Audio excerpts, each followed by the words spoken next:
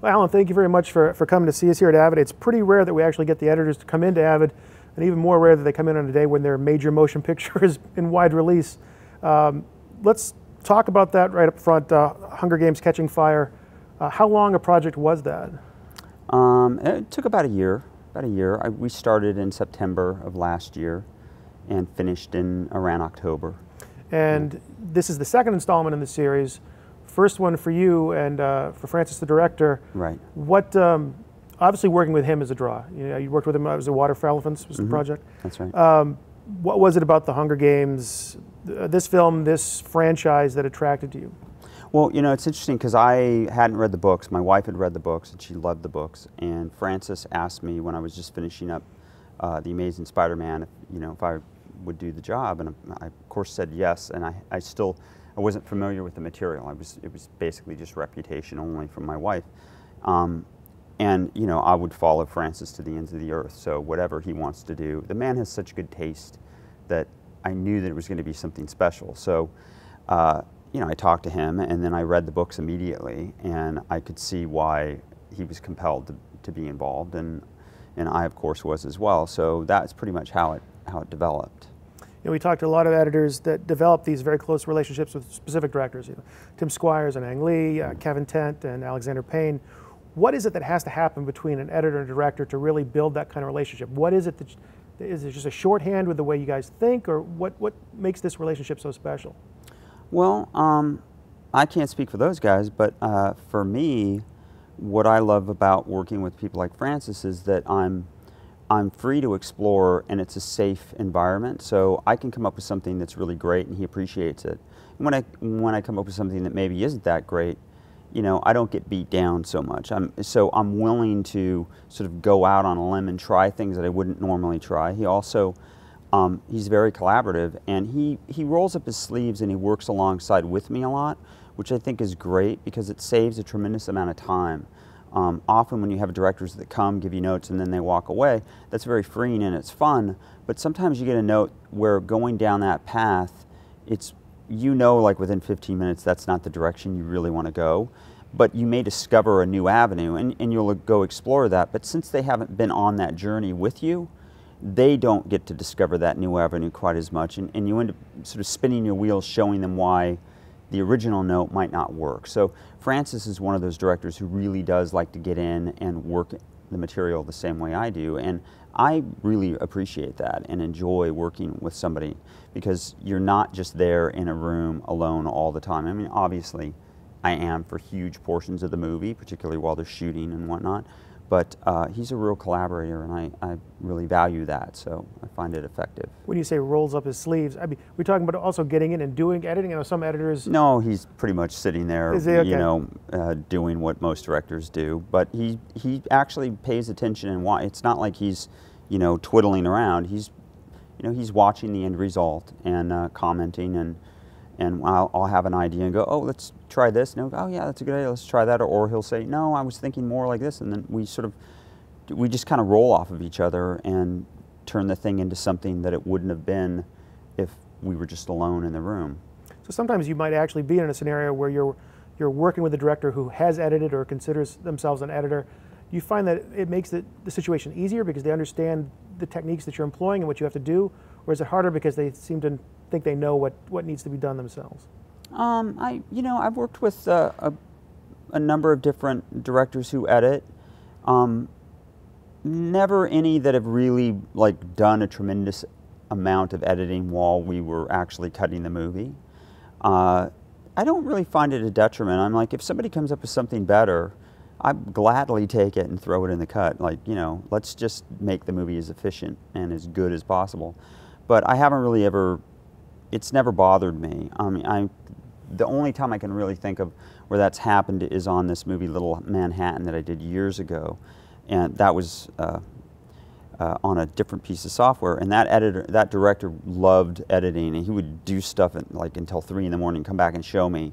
And I'd see it and I'd be like, okay, yeah, that's really interesting. And then we just move on and continue with my cut going forward. But the things that he sort of learned from his cuts, we would try to incorporate, even though they weren't necessarily going to be that way in the final movie. So you had mentioned The Amazing Spider-Man. Both that film and obviously Catching Fire are installments within larger franchises. And it's getting so common these days for franchises to sort of almost reboot. It's not even a matter of sequels. It's like we're going to take the same characters and shift them in a different direction. As an editor or as a team, you and the director, coming into a project that's had a life prior in some way, shape, or form, is it more challenging? Do you look at the older material and try and think, okay, I want to adhere to this, or I want to take it in a different direction? Or? Well, I mean, I can't speak for Francis, but I think that he would probably agree with me when I say that there's a responsibility that you have. There's a bar that's already been set, and you have to at least meet that or exceed those, the viewer's expectations. And on the other hand, there's a shorthand in terms of who the characters are has already been developed. So, we don't have to spend as much time developing the main characters. People, go to the movie and they know who Katniss Everdeen is, for instance, or, Peter Parker, that sort of thing. So, on one hand, you've got that going for you, but on the other hand, there's already something out there that you will be judged against. So, that creates a little bit of weighty responsibility, that goes through your mind as you're working. Sure. Let's talk a little bit about the editorial setup that you used on Catching Fire. I used an Avid media composer or film composer on a Windows box with my cutting room is a little bit different than most people's. I used a Cintiq 24-inch monitor, with a pen that I can draw on. And then I have a Apple Cinema display, which I use as my bin monitor. And I Velcro the keyboard to the top of the Cintiq, and I use a Logitech gaming pad, a G13 gaming pad, which I map all my keyboard functions to, so that when I switched to the Cintiq, which is what I did at the beginning of Catching Fire, I had this keyboard and it was like so big it was in the way, and I tried like a small wireless one and that just was still too big. So I just thought, I'm going to try this gaming pad. And man, I'm telling you, it is awesome. It has changed the way I work. I've got all my JKL ins and outs. It's got bankable buttons. And so my hands, I'm sitting kind of in a thing where I can have my hands parallel while I'm working. And it's pretty cool. I mean, I love it. How long did it take you to get used to all those different buttons and remembering what they were mapped to? Because I remember Eddie Hamilton, who did the Kick-Ass films, same thing. He uses like a gaming mouse with a million different little buttons on the side. Yeah, I mean, it's funny. I had dinner with Eddie, and we were talking about that, and it didn't take long. I mean, the thing is for me, I don't know about Eddie's scenario, but my gaming pad, since it is really just like a keypad, I just mapped it. So once you have your, I normally rest my fingers on JKL.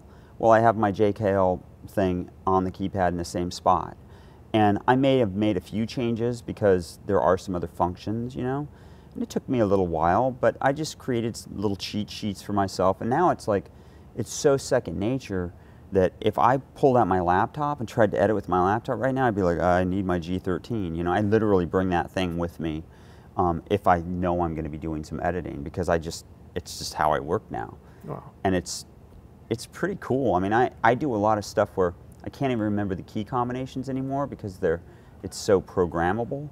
Where I think there's one where you have an in and out, you do like Option C or something, and it copies whatever you have selected into your source monitor. It's like a two. Yeah. That I just got to one key, so I'm like, boom, and it's there, and it's super fast. So like there are all these like macros I can do that just.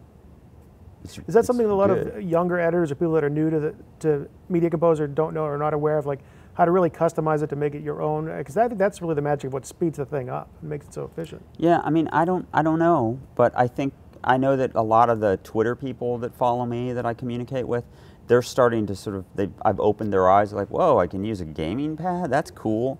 And I think younger people are more apt to try new things, and make adjustments to the way they work. I know that I'm always trying to find different things. I, on the other hand, am not like a huge, like, only editing with the keyboard. That's why I like the pen. I really like moving things around. I'm a huge lover of the smart tools.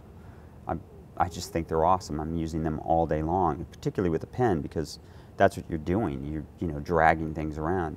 And I don't use the trim tool that often. I mean, I do trim, but I'm not one of these editors who like highlights 5 different tracks and does all. I just visually look at the waveforms and go, oh, that's where it's, I want this overlap here, and I just do it, and it works. I don't have to like, oh, a little forward, a little back, oh, another frame here, there. I just look at the waveforms and I get it down and pop it in, and it works great. Sounds like it works pretty well. How about the your team that you work with? How many assistants? How are you all connected? We're all working with you know, an ISA system, and you know, we're using the you know, shared project storage and shared bins, and everybody's on Windows systems, and most of my assistants are standing up. I am a sitter. I'm not a stander. You see this standing more and more these days. Yeah, you do. I don't generally do it. My room is set up like a screening room, but we are cutting in 5.1 on the movies that we're working on now. Catching Fire, we were all on 3.0 because I didn't have a subwoofer, and it was all dedicated. So on the movies that I'm working on now, we've switched over to 5.1. Which is kind of fun. Yeah, I got to be honest and say, when we put that feature into Media Composer, the 5.1 stuff, I thought, well, that's the answer in search of a question, or a question in search of an answer. One way or the other. I didn't think it was really that beneficial. And then I've talked to more and more film editors, like, oh, we always do 5.1 in the edit room. I'm like, well, why? It sounds so much better. And does that inform the cut, though? Does that make editing? Oh, yeah, absolutely. Yeah, absolutely. I mean, imagine if... you know, when you're just working in stereo, or say 3.1, where you've got, you know, left, right, and the center channel, and they're discrete, there's no way to map anything to the back of the room. And one of the things that, you know, a big difference between working from like just a stereo to a discrete 3-channel speaker is that you can have music and effects in your stereos, and you can have dialogue in the center speaker, and it's clear. It's never being stepped on by the music or effects. You can always eke it out so you can hear what they're saying. Even if there's a dialogue scene in the middle of a gun battle or something, you can make that tangible for the audience. When you have surrounds to work with, and in particular when you have, you know, the way you guys have worked with the, I don't have the correct nomenclature, but the little grid with the dot that tells you where the sound is positioned in space, it makes it super easy to go, you know what? These backgrounds, I want to push them to the back. So I'll just take that dot and move it back here. That's where I want that sound to come from. I want the dialogue to be dead center. And then I want to pan this from right to left because it's a, you know, it's a missile flying through this frame or something like, you know, whatever it is. It's super easy, it's visual, and you're not like, okay, well this track is on the left and now I've got to fade between this to that. It's like, you just cut it in, do it. It takes 2 seconds. And it sounds great. I mean, it really opens up the room. Even though you're making a lot out of the sound tools that are in Media Composer, I know that, I won't say it's your specialty, but one of the things you love doing and spend a lot of time doing is visual effects. Can you talk a little bit about your role as a visual effects editor on other projects, or what you do for visual effects on a film like Catching Fire? Well, you know, I'm not a supervisor on any of these movies. We have Yannick Sears was a supervisor on Catching Fire. He's unbelievably good at what he does. I have this phrase which I call performance enhancing visual effects, and it's kind of become sort of my calling card specialty as an editor. It occurred to me a long time ago that if you can slip dialogue, why not slip facial features, or, you know, cut an arm off and put it in a take, or cut a whole person out and put them in a new scene, and you know, speed ramp one side of a take, you know, to make a person's performance a little bit faster. Things like that, you know, cut a head off and, you know, make them look in a different direction if you need to, or just things that sort of are invisible that you would never know that were there, but help either the film match or make the pacing better, or blend 2 performances together where, you know, maybe the actor does one thing in one take and does something else great in another take, and you wish you had it in a single take and you don't. So I started figuring out ways to try to do these sorts of things. And you can't do it in every case, but knowing when you can and being able to do it quickly has been very effective. And I think it's one of the reasons why certain directors have called me back, because I'm actually able to do these things in the cutting room and show them immediately that it's going to work or it's not going to work. And I'm even able to think of those things that they're not generally thinking of. and show it to them. And very often I'll do something and they won't even be aware that it's done. And then when we go back into dailies, they realize, oh, that take didn't really exist. It's like you generate it. It's like, yeah, oh, well, that is better, you know, and we keep it in the movie. So yeah, that's something that I do. And I started learning how to do that years ago. I think the first time I really started doing that was I was doing the first assembly of the Green Mile. And we had to put a mouse in. And I was just sort of rotoscoping in Photoshop, like one frame at a time, and like staying up until 2 in the morning to put this mouse in the shot. And then on Story of Us, we had some stuff that required like putting people in bed next to the main characters. And I started doing it in After Effects and using some of the Avid tools at that time as well. And it just, when I decided to make the break to become an editor, I realized that if I learned how to do this stuff well and I could do it quickly, you know, as quickly as I could edit, that would be a valuable added asset that I would have, you know. As much as I love other editors, it's still a competitive business, and I view this as a service industry, you know. Yeah, it's artistic and creative, and I want to make good stories and work on good films, but I also want to have something to offer that the next guy might not. You know, I want to do all those things, but I also want to be able to offer more. So that was a way for me to distinguish myself and my capabilities. You talk about using those techniques really for altering performances that were done on set. What are the tools that you use? I mean, you talked about speed ramps, you talked about, I think some guys use Animat to basically split the screen and slip the performances. But you're really out in front of another program out there called Cation Fusion, which is really powerful. Plugs into Media Composer via a plugin called Connect. Can you talk about how you employ that tool set and what it's enabled you to do? Yeah, it's interesting. It's fantastic because the old paradigm was marking in, marking out. You may have 3 layers, and you've got to export each layer separately. Then open up a new, another app, whatever you're going to use, whether it's Fusion or After Effects or Nuke or whatever it be, and import all those clips, and do your job. Set a render up, render it out, then go back to the Avid and import that back in, and then cut it back into the timeline. The Fusion connection paradigm has just gotten rid of all that housekeeping, and it's done some other things that are really, really cool, the way it works with the Avid. So let's say I have 3 shots, like 3 different things I want to pull from different takes and create a new take out of it. I'll just line those up in the timeline, cut them in as I normally would, take the plug-in, drop it on the top. It says how many layers? 3. I hit 3, and then I just choose export. And like that, everything gets exported. I don't even have to worry about where it is because that's all set up before I do anything. Then I open up Fusion and I hit Edit Comp, and it sets up a comp for me. It's all right there. Everything's set up. I do my work.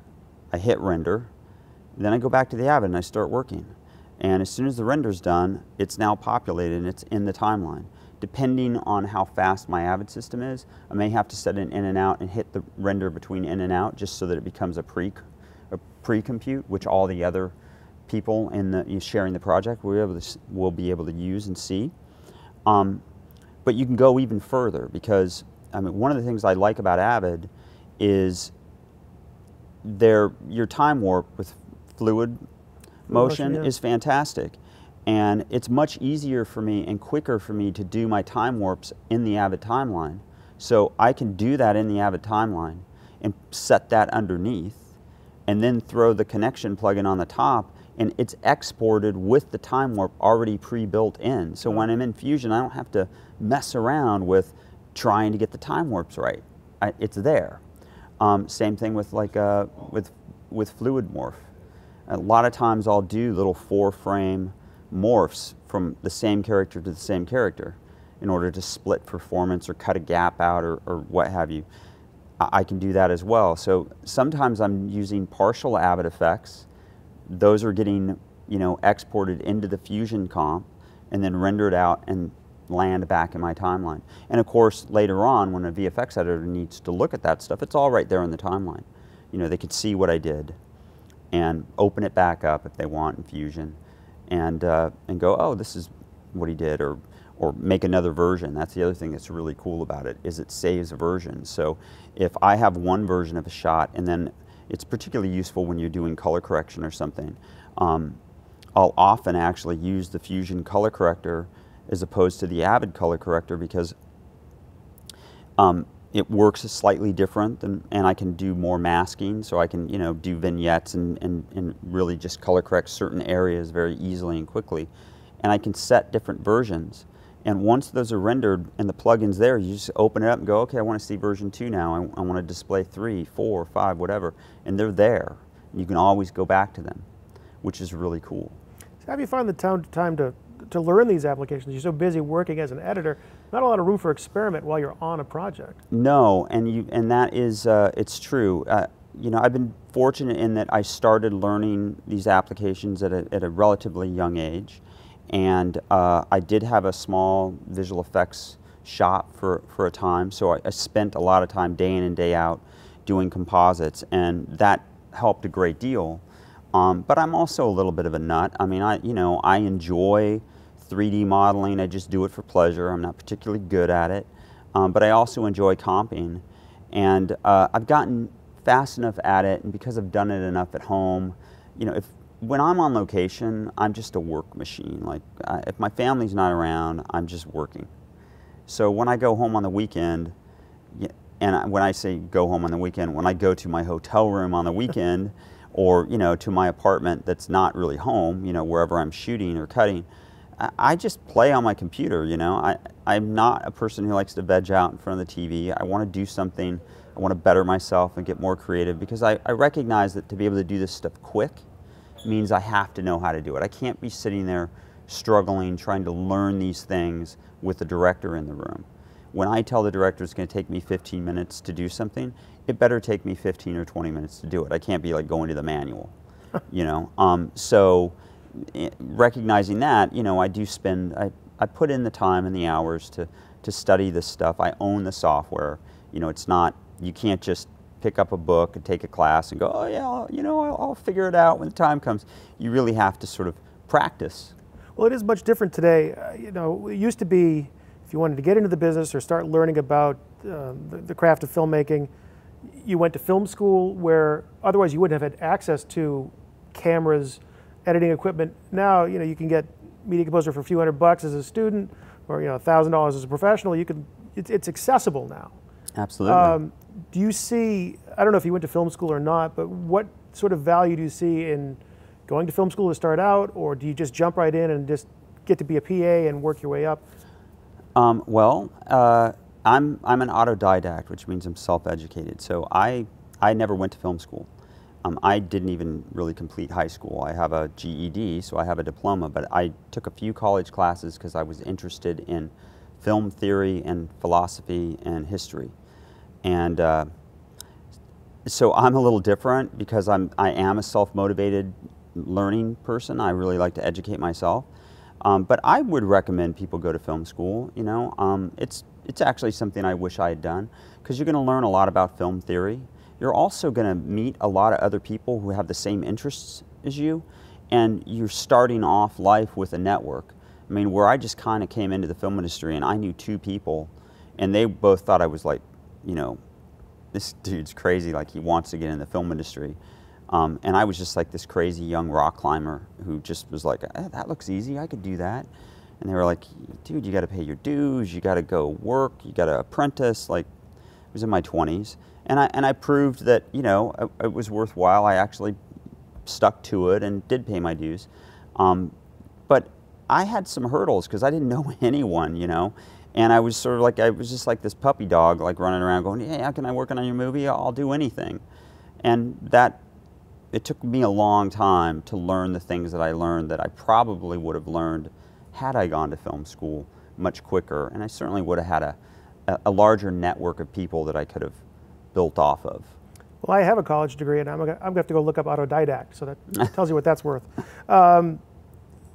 So we got Catching Fire coming out today, but you're still working. I mean, this Catching Fire is being done at the same time as the next films. That's right. We're working. They're currently shooting the next 2 movies. So, all the stuff that you did for Catching Fire, is that still all set up somewhere, and you're just going to walk right back into that room and just start adding to it, or? Well, I mean, we're on location, and we have everything from Catching Fire, obviously, that we can pull from if we need to. A huge sound effects library, music library.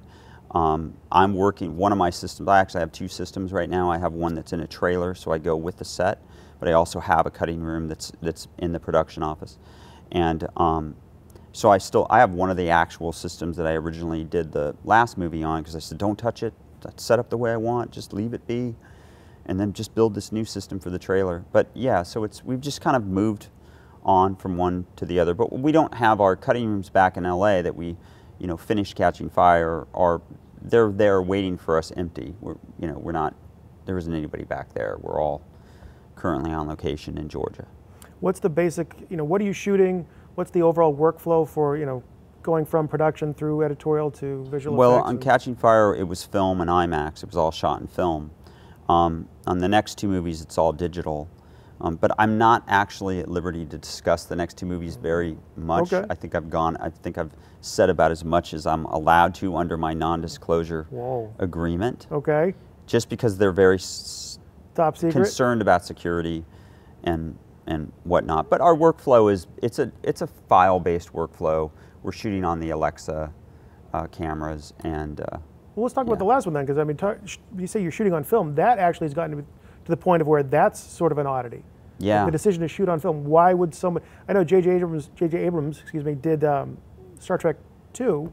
They shot that on film, and that was like, why did you do that? And some directors just still love the look of film, still say it's the best in terms of resolution for now, and don't want to get away from that. Yeah. Well, I mean, it's funny because when we were on Water for Elephants, I was feeling very nostalgic. I thought, wow, this just might be the last movie that I get to work on that's been shot on film. I love the way film looks. I know Francis loves the way film looks. So, he shot that movie on film. Plus the IMAX, if you're going to shoot IMAX, you kind of had to shoot on film, I believe, at that time. I don't think they had the IMAX digital cameras yet. So it kind of made sense if you're going to shoot IMAX on film to shoot the rest of it on film. I don't know if that was a decisive factor in the decision making, because those decisions were made before my time on the movie. I love the aesthetic of film. I think it looks good, and certainly when you're shooting in anamorphic with prime lenses, it just has this great kind of warm, appealing.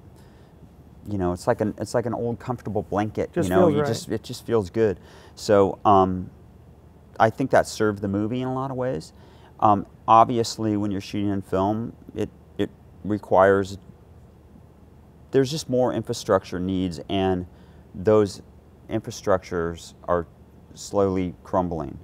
So, it used to be you could call the lab and go, I need my stuff by such and such an hour. Well, now it's like, the lab, they don't have a gazillion baths that they're running. There aren't a bunch of people working in the labs anymore, and it's kind of a dying art, Yeah.